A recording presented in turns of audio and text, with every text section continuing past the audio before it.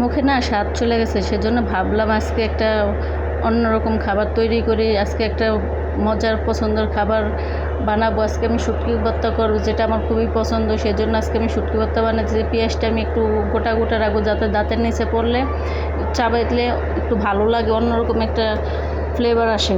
সেজন্য আজকে আমি পেঁয়াজটা একটু গোটা গোটা রাখবো। হ্যালো গাইস, কী অবস্থা? আশা করি সবাই ভালো আছেন, আমিও ভালো আছি। আজকে আরেকটা নতুন ভিডিও নিয়ে চলে আসছে আপনাদের মাঝে। আশা করি ভিডিওটা ভালো লাগবে। দেন কড়াইটা বসে নিয়ে কড়াইটা গরম করে নিয়ে রসুন আর পরিমাণ মতো মরিচ দিয়ে ভালো করে ভেজে নিব। আমার তো অনেক পছন্দ শুটকি ভর্তা। আমার মতো কি আপনাদেরও শুটকি ভর্তা পছন্দ?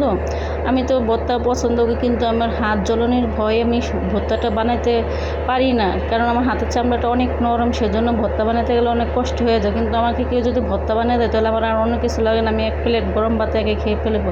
তো ভাবছিলাম যে আজকে শুটকি ভর্তা কিন্তু করবো। সেজন্য শুটকি কিনতে যায়, দেখি শুটকির এত দাম। 50 গ্রাম শুটকি, সেটাই হলো 80 টাকা। তাহলে আমরা কীভাবে কী করবো জিনিসের যদি এত দাম বাড়ে? তা আমার একটা দুঃখজনক কথা কি জানেন, যখন আমি এডিট করতে যাই, ভয়েস করতে যাই, তখনই আমার বাসায় কারেন্ট চলে যায়। আর আমার বাসার আশেপাশে মেল ফ্যাক্টরির অভাব নেই। জেনারেটারের শব্দে আমি ভয়েস দিতে গেলে অনেক শব্দ আসে।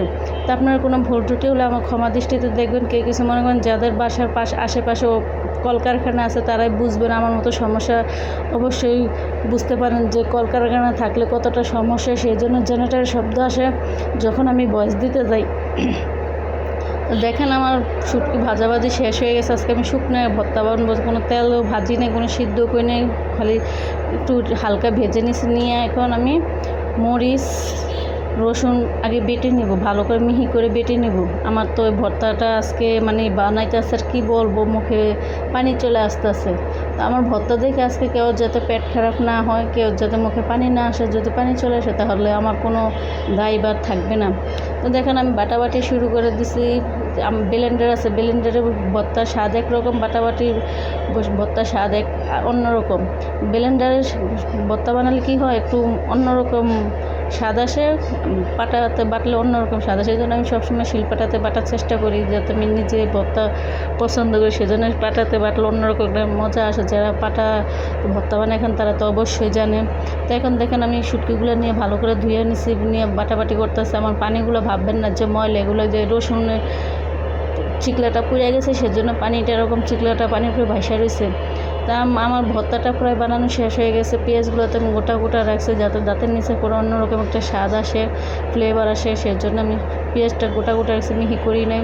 তো আমার শুটকি ভর্তাটা কেমন হয়েছে অবশ্যই বলবেন। তো আশা করি আপনাদেরও আজকের রেসিপিটা ভালো লাগছে। আমি জানি না কতটুকু আপনাদেরকে বুঝাইতে পারছি, কতটুকু কী করতে পারছি। তো আজকের ভিডিওটা এই পর্যন্ত। ভিডিওটা আর বড় করব না, পরবর্তী আরেকটু নতুন ভিডিও নিয়ে চলে আসবো আপনাদের মাঝে। সে পর্যন্ত আপনারা ভালো থাকবেন। এই হলো আমার ভর্তার ফাইনাল লুক। দেখেন তো কত সুন্দর লাগতেছে, কিন্তু সাদা দেখা যাচ্ছে। যেহেতু আমি শুকনো মরিচ খাই না, কাঁচা মরিচ খাই, সাদা দেখা গেলে কী হবে ভাই, অনেক স্বাদ হয়েছে অনেক। যদি খাইতেন তাহলে বুঝতেন যে ভর্তা এত মজা হয়েছে যা বলার বাইরে। তো আমি একটু সাজানোর চেষ্টা করছি কাঁচা মরিচ, ঘরে কিছু নেই, সেজন্য কাঁচা মরিচ সাজাচ্ছি। আল্লাহ হাফেজ।